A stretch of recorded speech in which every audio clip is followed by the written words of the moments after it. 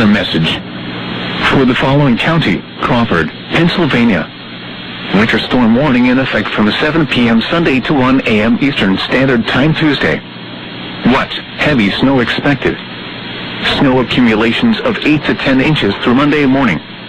Lake effect snow then develops by Monday afternoon with an additional 2 to locally 4 inches. Storm total snow around a foot likely.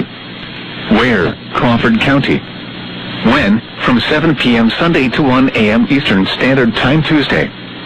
Impacts.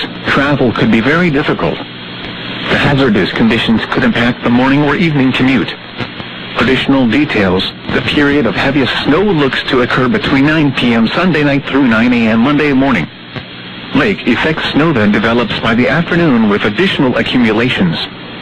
If you must travel, keep an extra flashlight, food, and water in your vehicle in case of an emergency. The latest road conditions for the state you are calling from can be obtained by calling 511.